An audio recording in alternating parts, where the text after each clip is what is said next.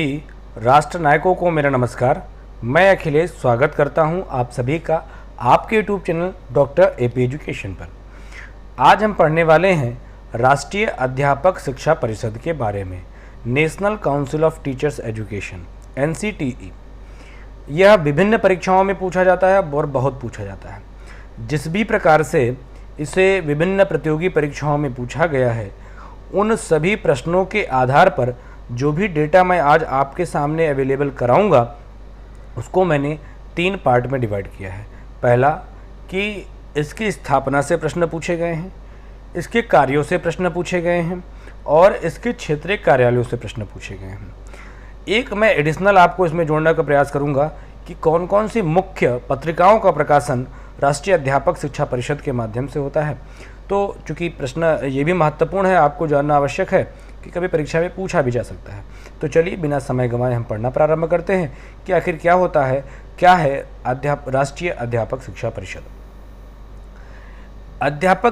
राष्ट्रीय अध्यापक शिक्षा परिषद 1973 से, ये स्थापना वर्ष नहीं है, ज़रा ध्यान से समझिएगा।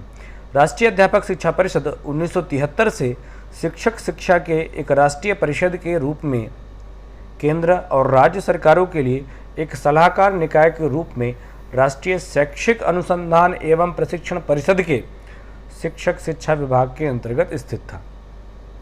1961 में हमने पढ़ा पिछले वीडियो में कि NCERT की स्थापना हुई थी, शिक्षक शिक्षा विभाग के अंतर्गत स्थित था। बाद में क्या हुआ, बाद में राष्ट्रीय शिक्षा नीति 1986 और कार्य योजना में अध्यापक शिक्षा प्रणाली का नियोजित और समन्वित विकास किए जाने के लिए इसे संवैधानिक निकाय के रूप में दर्जा देने की बात कही गई। तो इसे संवैधानिक निकाय के रूप में राष्ट्रीय अध्यापक शिक्षा परिषद शिक्षा अधिनियम 1993 में पास हुआ। 1993 में राष्ट्रीय अध्यापक शिक्षा अधिनियम पास हुआ, जिसके तहत 17 अगस्त 1995, कितना 15 अगस्त के बाद 2 दिन, 17 अगस्त 1995 को राष्ट्रीय अध्यापक शिक्षा परिषद की गठन या की स्थापना की गई। अधिनियम के अनुसार संपूर्ण भारत में अध्यापक शिक्षा के नियोजन, समन्वित विकास, अध्यापक शिक्षा के मानकों मानदंडों को बनाए रखना राष्ट्रीय अध्यापक शिक्षा का प्रमुख उद्देश्य है।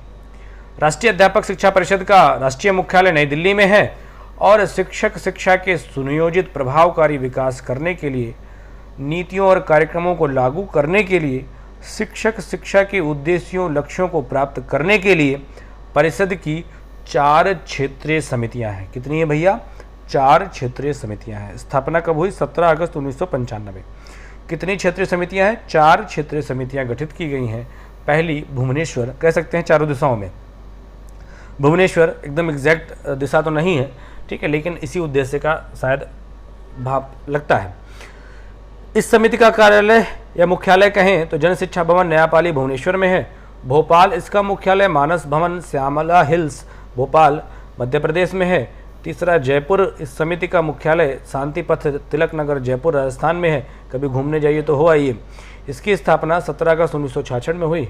बेंगलुरु राष्ट्रीय इस समिति का मुख्यालय राजाजी नगर बेंगलुरु में स्थित है। तो इस तरीके से 4 इसके जो क्षेत्रीय कार्यालय हैं या क्षेत्रीय समितियां हैं वह इसके विभिन्न कार्यों में सहयोग करती हैं।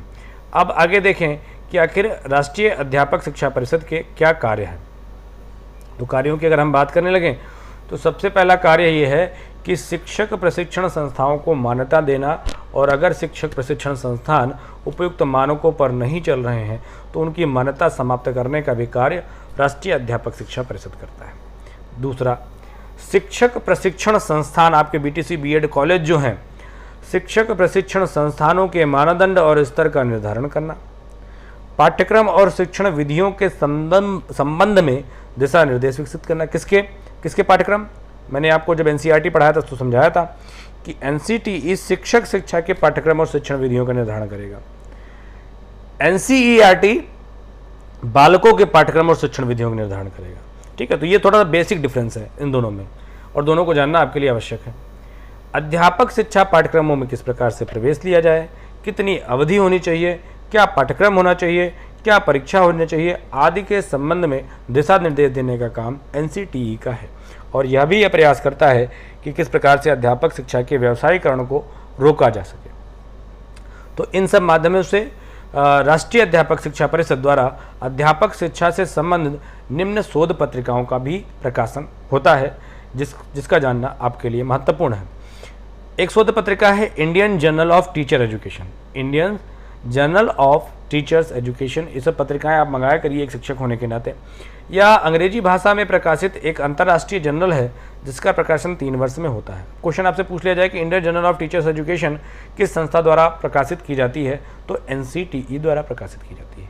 अन्वेषिका यह प्रसिद्ध विद्वानों द्वारा पुनरीक्षित राष्ट्रीय शोध पत्रिका है। इसमें विभिन्न शोध पत्र छपते हैं जिसका प्रकाशन वर्ष में 3 बार जनवरी, मई और सितंबर में होता है। और तीसरी महत्वपूर्ण अध्यापक साथी, यह अंग्रेजी और हिंदी भाषा में प्रकाशित एक राष्ट्रीय जर्नल है जिसका प्रकाशन भी वर्ष में 3 बार जनवरी, मई और सितंबर में होता है।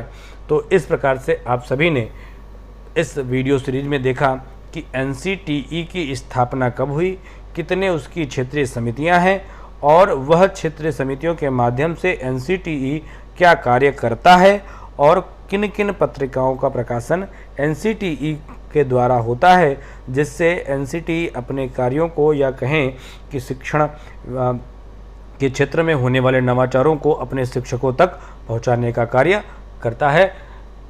अगर आपको कंटेंट अच्छा लगा हो तो चैनल को सब्सक्राइब जरूर करिए और जो साथी आपके पढ़ने वाले हैं, अध्ययन करने वाले हैं, उनको यह वीडियो जरूर प्रेषित करिए। तब तक के लिए स्वस्थ रहिए और अध्ययन अपने घर पर बैठकर करते रहिए।